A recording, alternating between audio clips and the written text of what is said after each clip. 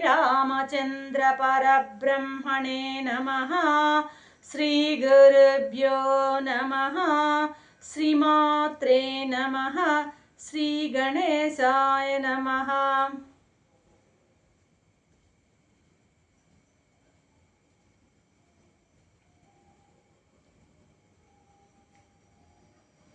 ప్రియాత్మ బంధువులారా, యోగ వాసిష్టం నిర్వాణ ప్రకరణము 597వ భాగం. నిన్న కుంభుడు సికిధ్వజునికి చెప్తూ ఉన్నాడు ఉపదేశం. ఈ నామరూప క్రియలు అనేటువంటి సర్పాన్ని, అంటే నామరూప క్రియాత్మకమైనటువంటి ప్రపంచాన్ని అటు పరమాత్మ కానీ ఇటు పరమాత్మ యొక్క శక్తి అయినటువంటి మాయాశక్తి రెండూ సృష్టించలేదయ్యా. పరమాత్మకి సంబంధం లేదు, మాయాశక్తికి సంబంధం లేదు.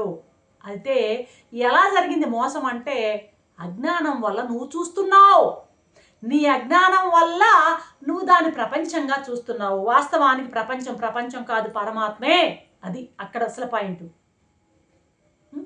ఎవడికి వాడు ఈ గట్టిగా పేరుకుపోయినటువంటి ఈ అజ్ఞానాన్ని ఏం చేయాలంటే పోగొట్టుకోవాలి. అది అజ్ఞానం పోగొట్టుకోవడానికి గట్టి సాధన చేసి మరీ అజ్ఞానాన్ని తరివేయాలి. అసలు సాధన, ఆధ్యాత్మిక మార్గంలో సాధన అంటే కేవలం అజ్ఞానాన్ని పోగొట్టుకోవడమే, అజ్ఞానాన్ని తొలగించుకోవడమే. అజ్ఞానం ఎప్పుడైతే తొలగించుకుంటుందో జ్ఞానం ఆటోమేటిక్గా, చీకటి వెలుగు ఎప్పుడైతే వస్తుందో చీకటి ఆటోమేటిక్గా లయమైపోతుంది. ఎక్కడికి పోతుందంటే దాంట్లోకే, వెలుగులోకే.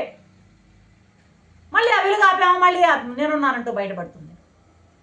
కాబట్టి సాధన ఏంటంటే అజ్ఞానాన్ని తొలగించుకోవడమే, జ్ఞానాన్ని ఆటోమేటిక్ సైమల్టేనియస్గా జ్ఞానాన్ని పెంచుకోవడమే ఉండదు, ఉన్న జ్ఞానాన్ని గుర్తించడమే ప్రత్యభిజ్ఞ అంటాం దాన్ని. ఇప్పుడు ఈ అజ్ఞానం వల్ల ఏం కలుగుతుంది నీకంటే భ్రమ కలుగుతుంది. అసలు అక్కడ ఏది లేకపోయినా ఉన్నట్లు కనపడుతుంది. అక్కడ పాము లేకపోయినా తాడులో పాము కనపడుతుంది, అదే భ్రమ.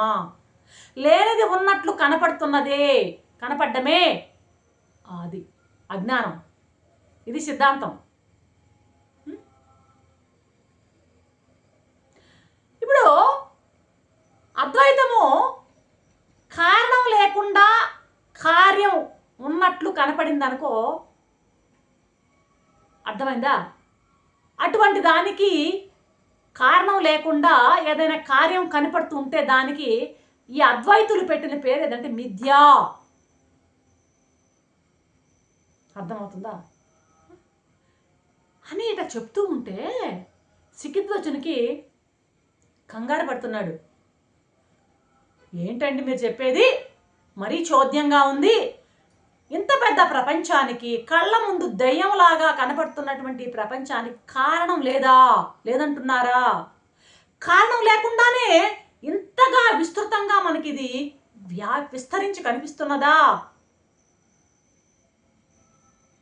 అయ్యా మహానుభావా, అందుకే కదయ్యా మేము చెప్తుంది ఇది అబద్ధమయ్యా. కనపడుతున్నా ఇది ఆకాశం మలుపులాగా ఇది కనపడుతున్నా ఇది అబద్ధమయ్యా. మరి కనపడుతుంది కదా, అబద్ధం అంటారేంటి?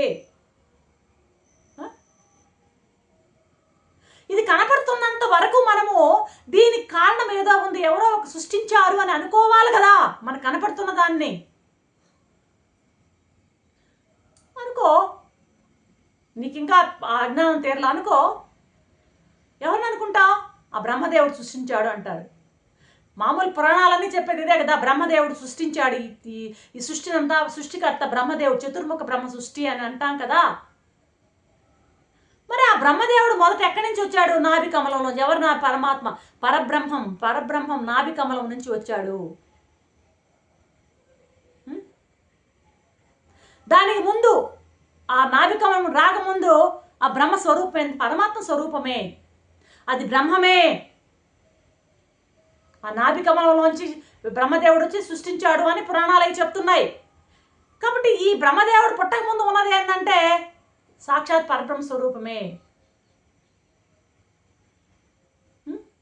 కాబట్టి శాస్త్రాలలో, పురాణాలలో సృష్టికి మూలం ఉంది, సృష్టికి పురాణాల్లో చెప్పినట్టు బ్రహ్మదేవుడు అన్నాం కదా, బ్రహ్మదేవుడికి మూలం ఏంది? సచిదానంద పరబ్రహ్మమే. కాబట్టి ఆ సచిదానంద పరబ్రహ్మముకు బ్రహ్మ కూడా పుట్టాడు అని చెప్పేటువంటి ఆ పరబ్రహ్మ ఏదైతే ఉందో ఆ పరబ్రహ్మకు నామరూపాలు లేవు. అది ఒక్కటే, ఏకం, ఉన్నది ఒక్కటే, రెండో పదార్థం లేదు. అలాంటప్పుడు ఈ బ్రహ్మదేవునికి కారణం ఏది? ఆ మూల కారణం ఒకటే ఒకటి, రెండు లేదు అక్కడ ఉన్నదే. ఈ చతుర్ముఖ బ్రహ్మ ఎలా వచ్చాడంటే పురాణాలు ఏం చెప్పాడు? పురాణం చెప్పింది ఏంది? అక్కడి నుంచి వచ్చాయి. ఇదంతా అబద్ధము. ఈ అబద్ధం ఎందుకో చెప్తా విను. అబద్ధం ఎందుకు చెప్తుందంటే శాస్త్రం ముందు అది అబద్ధం చెప్పడం అనకూడదు. సత్యాన్ని నీవు అసత్యంగా చూస్తున్నావు. సత్యం ఏదైతే ఉందో సత్యాన్ని, సత్యమైనటువంటి పరమాత్మని అసత్యమైన ప్రపంచంగా చూస్తున్నావు. సత్యాన్ని నువ్వు అసత్యంగా చూస్తున్నావు, అసత్యాన్ని సత్యంగా చూస్తున్నావు, పరమాత్మను ప్రపంచంగా చూస్తున్నావు, ప్రపంచాన్ని పరమాత్మగా చూడలేకపోతున్నావు. ఇది అసత్యము. నువ్వు చూసేది నామరూప క్రియాత్మక ప్రపంచం సత్యం అనుకుంటున్నావు, అది అసత్యం అని చెప్పడానికి నీ యొక్క చూపును అనుసరించి, నీ దృష్టిని అనుసరించి నీకు కథల్లాగా ఆ విధంగా వివరించి చెప్పారే కానీ నిజానికి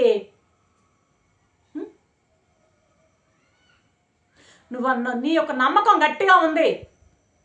ఈ సృష్టికి ఏదో కారణం ఉందని గట్టిగా నువ్వు నమ్ముతున్నావు. నిన్ను సంతృప్తి పరచడానికి వాళ్ళు ఈ బ్రహ్మను ఒకదాన్ని సృష్టించి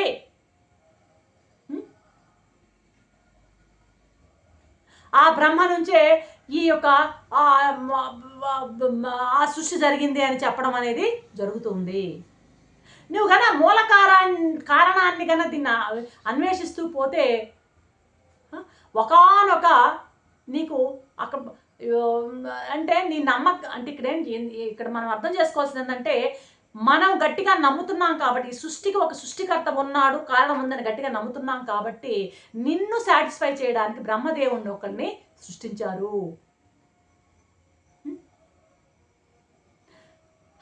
అర్థమైందా? అది ఒక కల్పన. కాబట్టి కారణమైన కార్యమైనా సరే అదే ఏది మూల పరమాత్మ. దానికంటే భిన్నంగా ఆ మూల కారణమైన సచ్చిదానంద పరమాత్మ కంటే భిన్నంగా ఏదీ లేదు. కార్యము అదే, కారణం ఉపాదాన కారణము, నిమిత్త కారణం అదే. కొమ్మరి కుండను తయారు చేసినప్పుడు ఉపాదాన కారణం మట్టి అయితే నిమిత్త కారణం కొమ్మరి ఉన్నాడు. ఇక్కడ ఏంటంటే తయారు చేసిన వాడు తయారై వాడింది రెండు కూడా ఒకటే, అభిన్నం అన్నమాట. ఒకటే ఉండేది, భిన్నంగా ఏదీ లేదు. నీకు రెండు నిమిత్త ఉపాదాన కారణాలు రెండు వేరువేరుగా లేవు, రెండు ఒకటే. ఇక్కడ అక్కడ కుమ్మరి కుండ వేరుగా, కుమ్మరి వేరు, ఈ మట్టి వేరుగా ఉన్నాడు, కానీ ఇక్కడ రెండు ఒకటే, అభిన్నం. ఈ భావాన్ని నీకు గట్టిగా ఆరూఢం చేయడానికి, నీలో బాగా స్థిరపరచడానికి వాళ్ళు ఇదంతా కూడాను ఈ కథలు చెప్పడం జరిగింది.